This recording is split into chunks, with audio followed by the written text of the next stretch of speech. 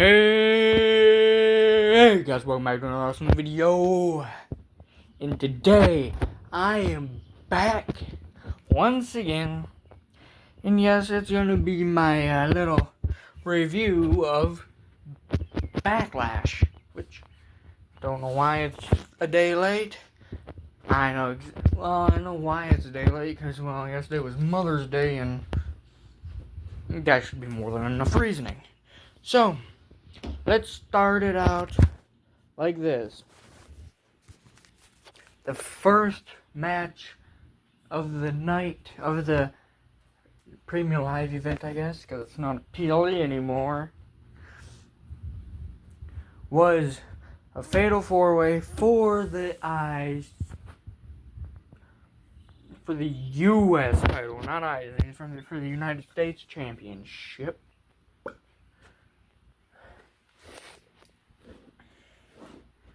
With LA Knight, Drew McIntyre, Damian Priest, and of course, last but not least, Jacob Fatu. Now this match, I'm going to say it was a great match. It started out with McIntyre going after Priest and Knight going after Fatu. Then, at one point everybody either hit I think it was everybody hit their finishers, but can't quite remember. Of course, I don't really know JF2's finisher, so. But everybody, and the match didn't end there. Eventually, McIntyre and Priest were just beating the shit out of each other on the outside the ring, in the crowd, really. And then McIntyre is going to hit. Oh, was it an Emma Slam or was it what? Anyway, he was going to hit Priest with something off of a platform into two tables on the ground, but Priest reversed it and hit McIntyre with the South of Heaven. They were both done. They didn't even get back up. They were out of the match, basically. It was a one-on-one after that with Fatu and Knight. And L.A. Knight put Fatu on the announce table. Was going to hit him with an elbow drop or something. I believe probably through the table, but out came Solo Sikoa and pulled Fatu off the table. Knight jumped off of the rope, got off the ropes, got on the ground, pushed Sikoa or punched Sikoa. She did something to Sikoa. And out comes the debuting Jeff Cobb from the crowd. Beats up Knight. Fatu gets in the ring. Hits his moonsault, his jump. He goes on the rope, jumps up to the top rope, and does the moonsault. Wins the match 1, 2, 3. He looks absolutely distraught, pissed off, if anything, that Sikoa got a new bloodline member, but it kind of sucks. But Fatu retained. Now next, it was, I believe the second match is Lyra Valkyria versus Becky Lynch. It wasn't great. It was alright. It wasn't the best match. Started off with just a bunch of submissions by Lyra. Basically just humiliating Becky. And, I understand that. I can't really remember much from most of the matches. But the things I do remember are the parts that I like. Like the fact that Becky went for like 10 manhandle slams and only landed like 2 or 3 of them. Kind of insane. Lyra hit a couple of her finishes. I know she hit it once, I believe. She didn't win from it. I mean, Becky's just, a legend at this point, and she's not gonna give up easily. She went into a disarmor, and then Lyra countered into an armbar, where Becky ended up countering back into the disarmor, and the match didn't end with tap out. Nope. The match ended with what seemed like a kick out. It looked like she kicked out right before 3, but I don't know. I think probably the right thing to do is end the match there, because it looked, Lyra was grabbing her nose as if she had broke her nose. That was after she hit her finisher on her again, and she was very obviously grabbing her nose as she went for the cover. And it looked like Becky kicked out, but they called it anyway. As a 3 count. I don't know. But anyway, that happened. Then after the match, Becky started kicking the living shit out of Lyra to put her in a disarmor for like 5 whole minutes. I believe it's probably more or less like 2, but I'm going to say 5. It felt like 5.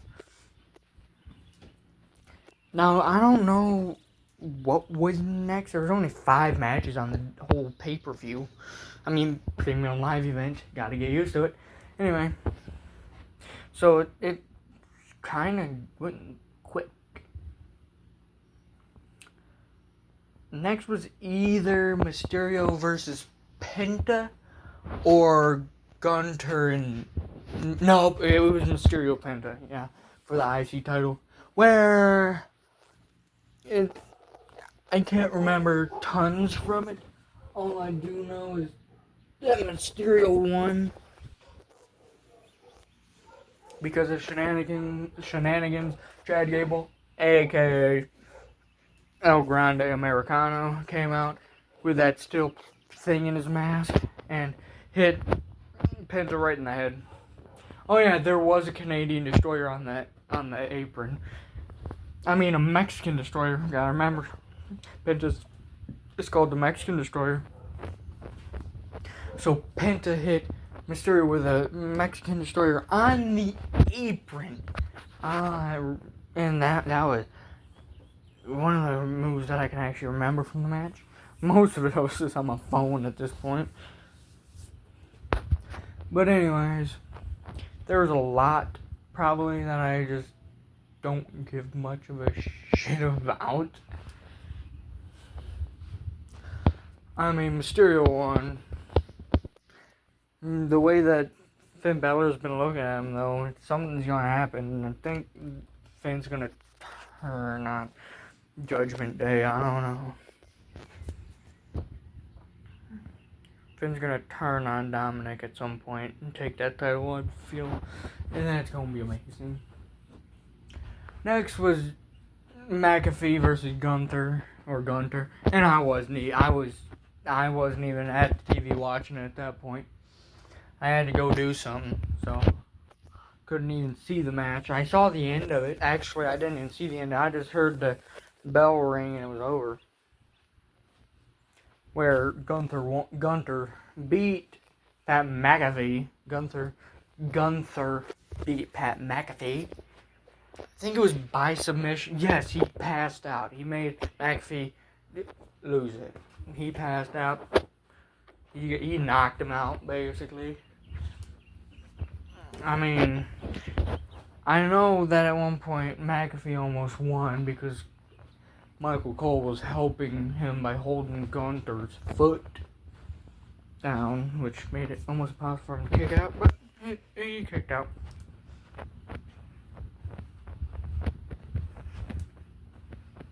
And I know McAfee put Gunther in a sleeper hold. That didn't work out too well.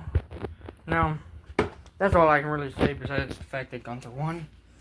Because I didn't watch it. But, here, the main event. John Cena versus Randy Orton. Match of the night. It was amazing. 3,000 fucking AAs and RKOs. It was amazing. John Cena went for an AA on Orton. Orton countered into an RKO. It was pure gold. John Cena hit multiple more AAs than in the match. He didn't even win by hitting an AA, but anyway. Randy Orton tried to punt John Cena twice? No, maybe 3 times. None of them worked. The last one is going to come up here in a minute. Because they knocked out 2 referees. They knocked down 2 referees in the same match. Of course, John Cena hit one with a title, but that's because Randy Orton moved. The other one just got thrown into the table. I mean, no, not in his head at the side of the stairs, supposedly. But anyways, that was amazing. After the second ref got hit in the face with a belt, Nick Aldis and some security came out. Randy Orton was pissed, screaming, yelling at Aldis. He hits Aldis with an RKO. He hits the other, I believe, 4 members of security with RKOs. Then he goes for the punt kick on John Cena, and here comes R-Truth, telling him, don't, please, no, that's my hero, no, don't hit him, no, And then RKO the Truth as well. And John Cena basically uses this afterwards to give Randy Orton a low blow, and then hit him in the face with a belt, get rid of the evidence. The ref gets back in the ring, counts slower than Chinatown, counts slower than a dead guy underwater. And if you don't understand, I can't really help you there, but it's great. John Cena retains 17-time world champ still. It sucks. I knew John Cena was winning the title. And I knew he probably would cheat too, but, you know. Farewell to Cena. Once he's gone, everybody will be happy again. So, that's all for the review for Backlash right now. Because that's all I can tell you, really. But it was a great pay-per-view with 5 matches. It was great for what it was. Pat McAfee versus Gunther. That probably shouldn't have happened. Probably should have had a tag title match instead or something. But I understand why it happened on the pay-per-view. But anyway, stay tuned. Be ready. And never forget Dead Panda. Peace out.